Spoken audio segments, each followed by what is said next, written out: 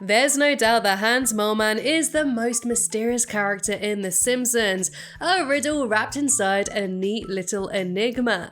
It sometimes seems that his sole existence is to show up and just to die.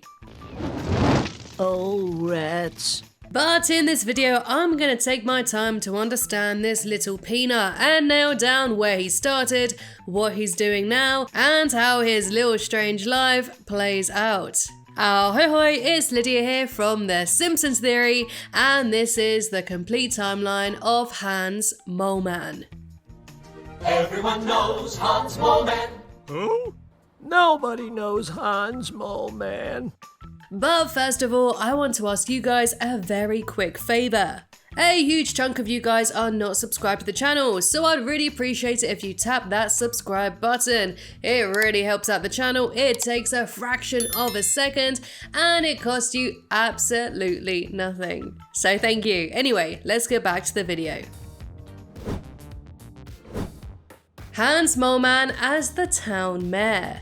As fans, we knew nothing about Moleman's backstory for 3 whole decades, but we finally got a glimpse into his past in the season 26 episode, Walking Big and Tall. In a flashback 30 years into the past, we land ourselves into a town meeting, where we are introduced to Springfield's 4-time mayor, Hans Moleman. He was so sprightly and full of life, so much so that Mayor Moleman announces that he's written a town anthem. And let me tell you, this tune was an absolute hit and has continued to be sung throughout the years, up until the present day. But when Mo burst into the town hall, fresh from his vacation, he reveals the shocking news that their beloved anthem isn't an original, and is sung in several other towns across the state.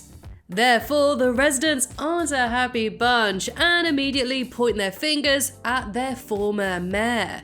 Admitting he bought the song from a salesman, he believed nobody would ever find out. As a punishment, the town tied Hans to the back of a horse and sent it riding off into the sunset.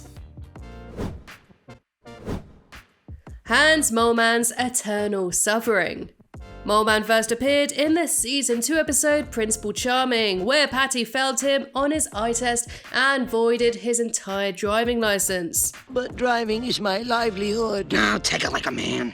This is where we apparently see his date of birth, the 2nd of August, 1921.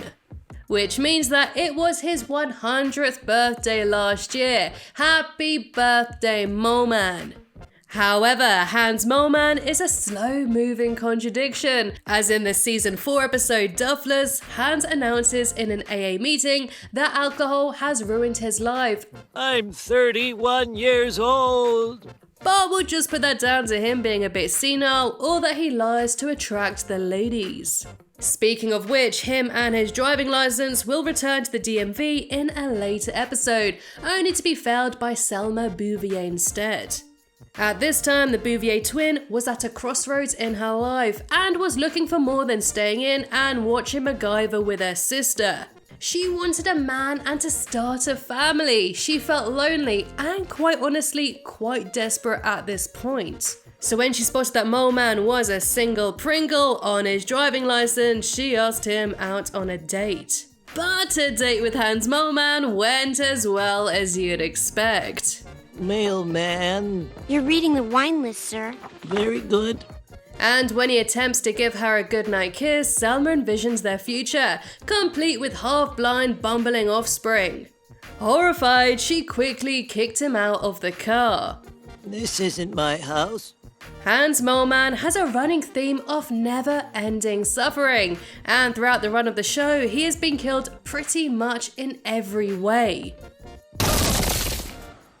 I even made a video counting every single one of his deaths. Seriously, this little immortal enigma cannot catch a break. In between these horrific accidents, Moleman has taken up quite a few jobs to keep him busy too, but even these seemingly harmless occupations end in calamity. He was a janitor for Springfield Nuclear Plant. But Hans needed a new broom brush head, so goes to Mr. Burns, but this request results in a hole in their head.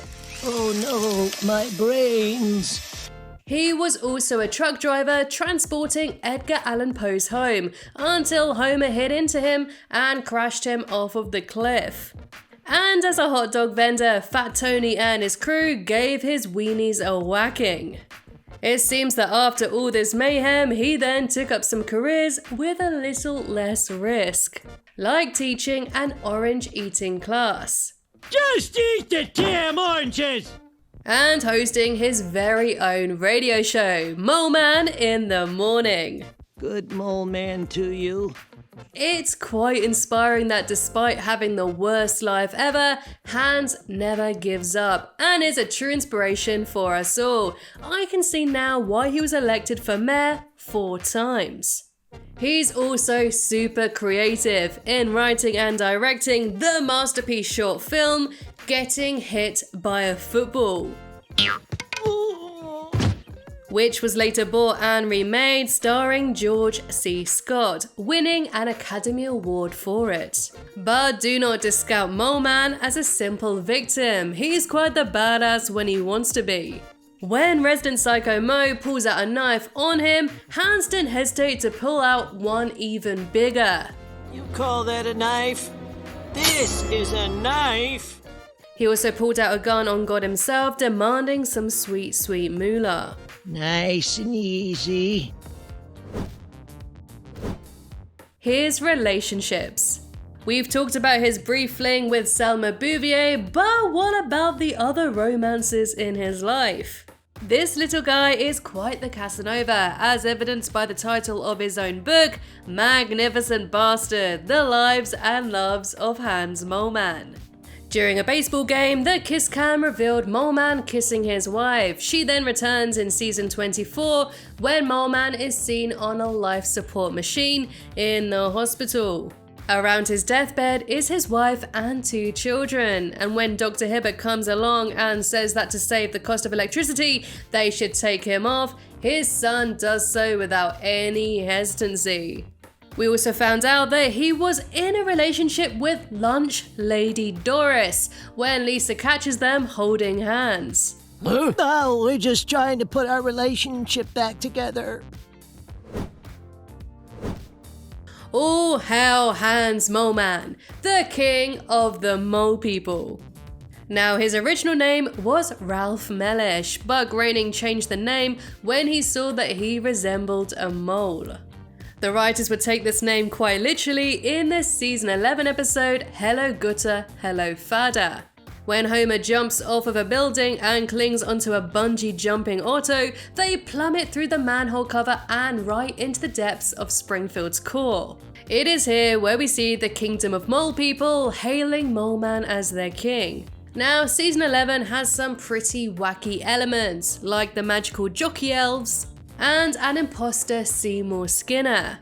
But the revelation that there is a community of mole people living underneath Springfield controlling earthquakes is perhaps the strangest. Although I'm sure that this was only intended to be a brief random joke, the more you look at it and the more you think about it, the more it makes sense. We've seen multiple Moleman in the same scene many times in the show. Like in Sweet and Sour Marge, when the town attempts to create the largest human pyramid, they collapse and roll through town in a giant ball. In a pause and you miss it shot, observe 2 Moleman right here.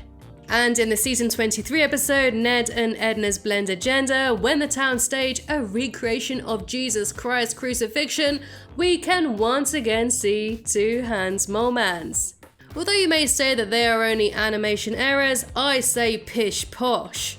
This isn't called the Simpsons theory for nothing. This totally explains why Moleman can keep coming back from the dead time and time again. Get your porcelain figurines. As soon as he dies, there is another one willing and ready for action.